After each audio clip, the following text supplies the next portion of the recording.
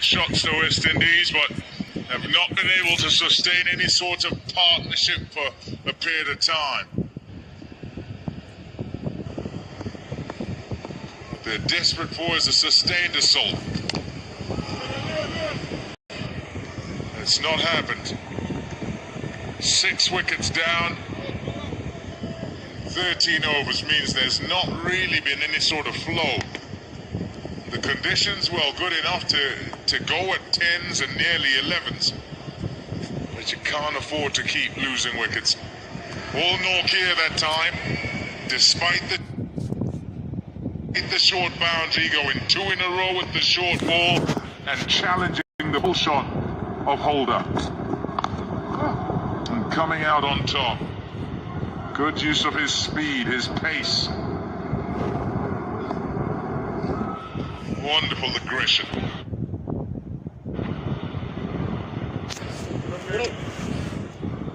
Thought process, I'll say again, 200, 220. Gotta play shots.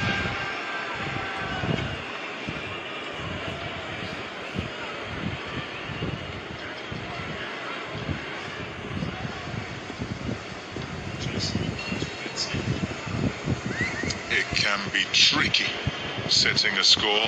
Look at that projected score. Yes, you're going okay in terms of runs per over, but will you get there? Will you bat the overs?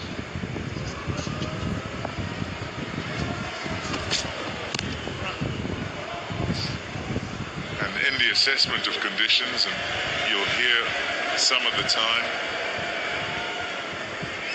captains, players, coaches kind of aiming a little lower rather than kind of fully coming out with what they want to try and get. So if it's 200, they might say, 180, you got to get ourselves to 180, and then if we can push on further than that, then we will. If somebody gets in, if there's a partnership bedded in, then perhaps they can launch an assault.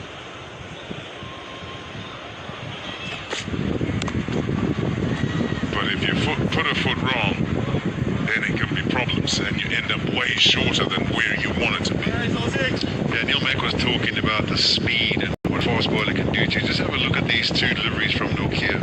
This is initially how Holder decides to try and play it, and he gets carved away.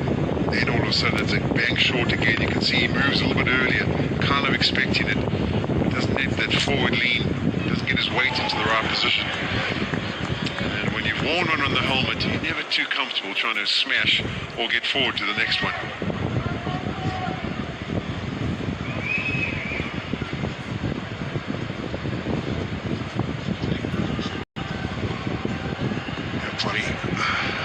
Too short to be a fast bowler, not athletic enough, but I would prefer to be getting hit square than back over my head. So short ball for me is a must. There we see another one dug in. Cornell. I think it might have been the slower one. Just a little bit of pace off into the wicket, targeting that long boundary. So West Indies 145 for 6. There's more than one way to the top. Introducing the all-new, all-electric Nissan Ariya, where power meets serenity, where you can take control or go with the flow, and luxury is thrilling. However you get to the top, go your way in the all-new, all-electric Nissan Ariya. Splicing one up in the air of Nokia.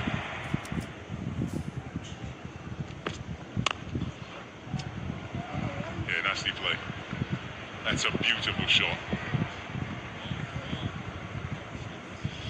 Yeah, Lungi's got hands on his head and he wasn't happy at all. In fact, he's gesturing about the fact that Nokia was maybe too wide, because he didn't feel, and as a bowler you let it go and the guy punches it. In your mind you kind of think, well, that's going to be cut off. And then he turns around and looks, and it's not the case. It's comfortably beaten Nokia. It's definitely wrong position by about 5 or 6 meters there. I think that's what you're talking about there. That should be cut off. He's bowling from wide of the stumps. He's trying to angle to hit the off stump. So the harder shot is actually go to extra covers right on. That's up in the air. Taken. Another wicket goes down. Oh, they're crumbling, the West Indies. A procession here at the Bull Ring. He's come back beautifully in Giddy. Disappointed with the last boundary. Decides to go hard into the wicket. A ploy the South Africans obviously been talking about for the last couple of days. Here he goes in, bangs the wicket. Chase goes after it on the front foot, gets it stickered. Goes straight to Klaasen at a short mid-wicket. South Africa in the pound seat. West Indies 149 for 7. And also showing how effective it can be. You've got to put your first over behind you sometimes and concentrate on the next job you might have to do. Chase, he's out there for 6, 149 for 7.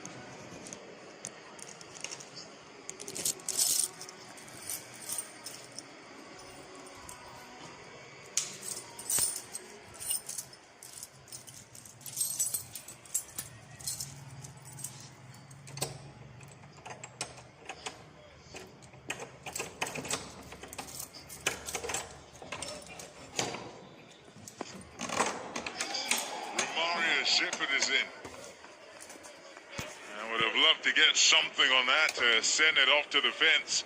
Good heat on it though as it floats into the gloves of Quinton de Kock. He can strike it. He's got longer to bat today, Romario Shepherd. And there's the dismissal of Roston Chase. Too quick for him. Right up at the top of the bat. It's when you get chased on too quickly is that you can't get that extension of the arms. You're going to get tucked up and have no power. That's really good from McGeady. Also, the front foot was superb. I don't know if you noticed, the whole foot was behind the line.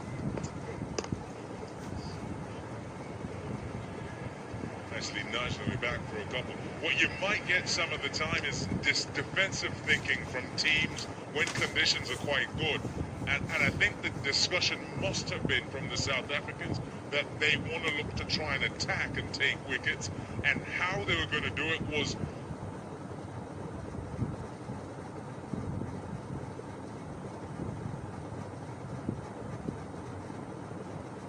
use their pace, use the bounce, and try and have them taking stuff on to try and get to the shorter boundary some of the time. If you can use the conditions and yes, use the longer boundary, fine, all well and good. And it's worked a treat.